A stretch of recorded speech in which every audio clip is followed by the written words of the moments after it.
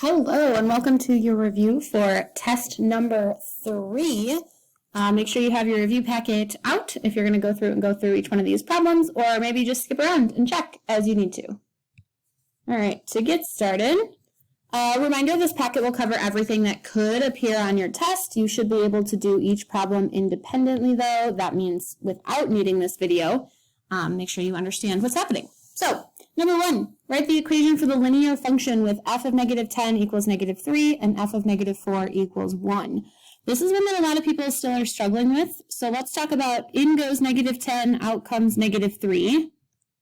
In goes negative 4, out comes positive 1. So what you're really doing is you are finding the slope between the black point and the red point. And our slope is our change in y over our change in x, which is going to be negative 3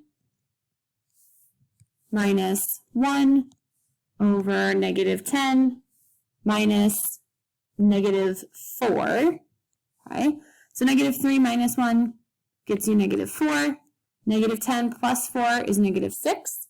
Negative 4 divided by negative 6 is really a positive 2/3. Okay, so this is our slope.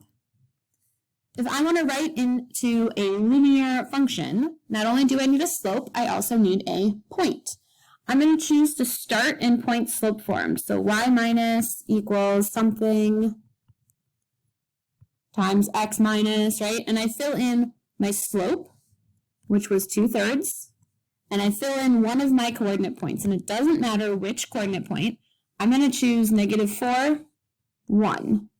And then from here, I can clean this up. Y minus 1 equals 2/3 x plus 8/3.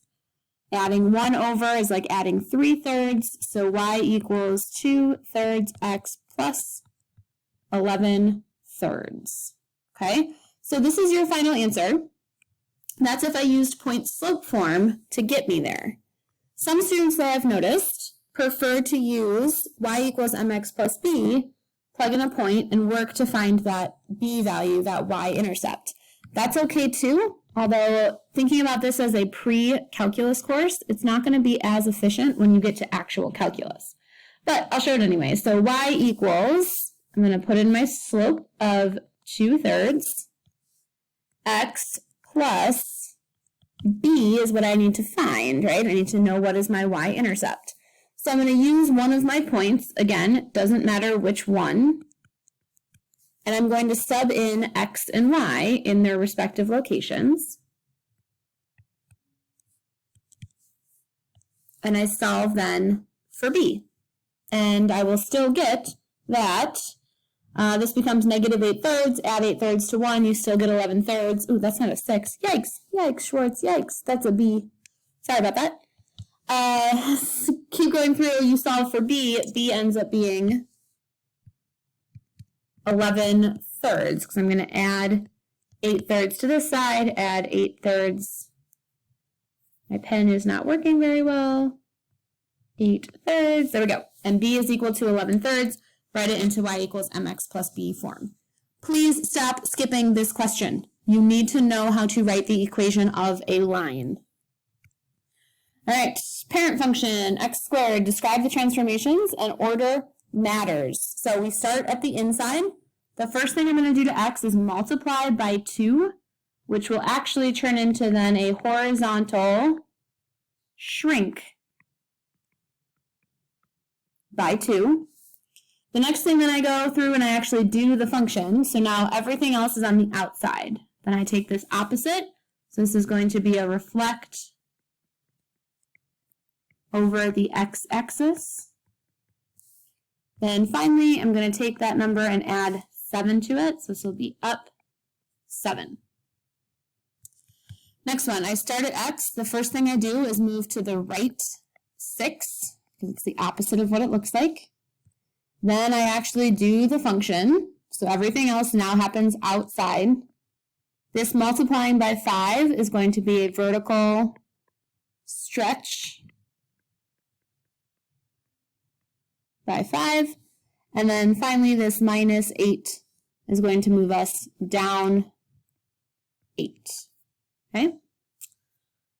All right, given the graph of f of x, apply the transformation to graph h of x. Well, let's list out our transformations first.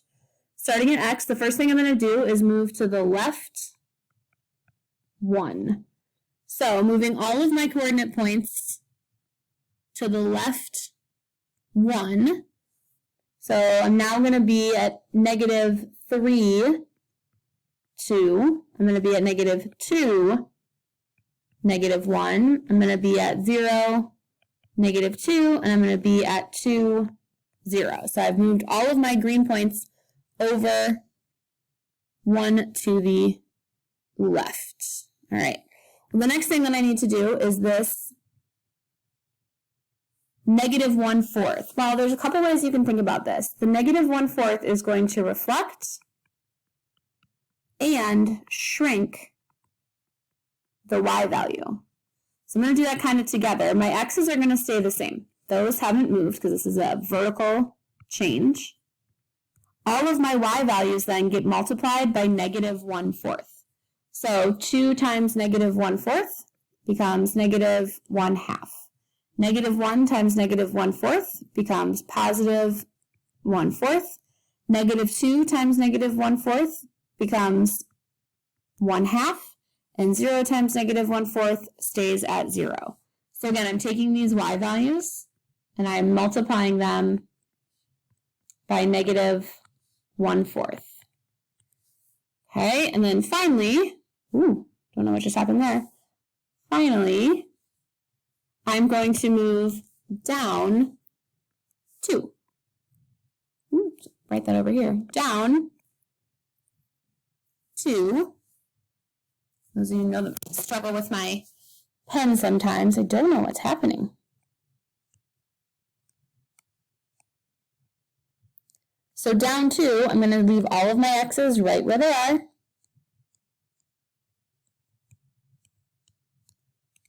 So this will now be at negative 2.5. 1/4 minus 2 is negative 1.75. 1/2 minus 2 is negative 1.5, and 0 minus 2 is negative 2. So my final answers, negative 3, negative 2.5, negative 2, negative 1.75, 0, negative 1.5, and 2, negative 2. Now, had you gone point by point, okay, that's totally fine. I would have started here. I would have moved left 1. I would have reflected over the x-axis. I would have shrunk myself by 1/4. So I would divide that by 4, I'm at 1/2, and then move down 2, and I still get to that same location. Take this guy, move to the left 1, reflect, cut it down to 1/4, and then move down 2. I get to the same place. This one right here, left, reflect, cut it by 1/4, and then move it down 1, 2. This one here, left 1, reflect, stays where I am, multiply by 1/4, stays where I am, move this down 2. Oh no, Schwartz, you made a mistake. See, this is why we check these things. I had it labeled correctly, I just didn't plot it correctly. Come on. Right here. Sorry about that. I labeled it right, I just didn't actually plot it right. Hopefully that didn't mess you up too badly. And realistically, that's why you watch the little video to listen. Okay, great. Moving forward. Find the domain and range of the function. So domain is going to be the set of all x values or inputs into a function. And then one of the ways you can do that is by squishing your whole function down to the x-axis. So this blue part, if I panini press, squish us all the way down, I get there. This green open circle would land there, and this closed circle would be here. So when I want to read the whole domain, it's this thing in purple. I'm reading from negative 5 with a closed circle until 1 with a closed circle, joined together then with 2. Oops. Oh, no. Wow, I'm really struggling today. I'm sorry, guys. Negative 5 to positive 1, joined together with 2 until 5. And I'm not allowed to touch 2, so that's why I use a parenthesis instead of a bracket. So there's my domain. Next thing then is the range. In the range, you're going to squish everything to your y-axis. So you're looking from bottom to top. If I squish this red line to the y-axis, it just becomes a point right there. If I panini press this blue part over and squish this in, I go all the way up and then technically back down, but still cover that area. This green circle goes there, and this green circle goes here, and I fill in. So now if I put together everything that I have, I start here, cover all the way through, including that value, because I filled in the circle. My range becomes -2 up until 4. Now I've seen some of you on tests and quizzes write each piece as its own separate range, but we're talking about the function in its entirety. So really we should be condensing as much as possible, and if things overlap, you only list them once.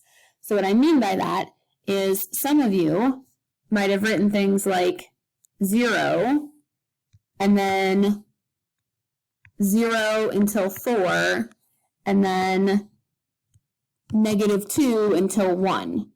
But all of these things together, if you're going to travel over all of that, is really just -2 to 4. And so that is your answer.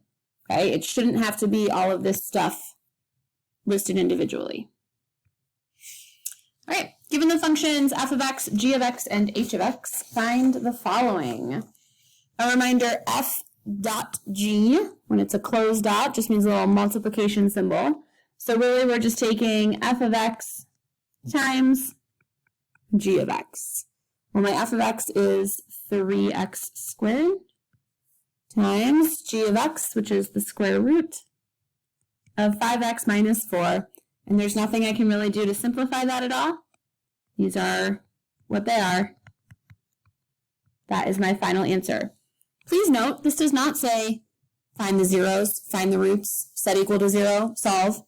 Just says take f of x times g of x. All right, that's different than this one, which is f of g of x. So what we're going to do is g of x was the square root of 5x minus 4. So I'm going to take g of x, and I'm going to sub it into function f. Well, f of x was 3x squared. So f of 5x minus 4 square root is 3 times that input, again, square root of 5x minus 4 squared. From here, I can do a little bit of simplification. When you square a square root, you end up with just the argument.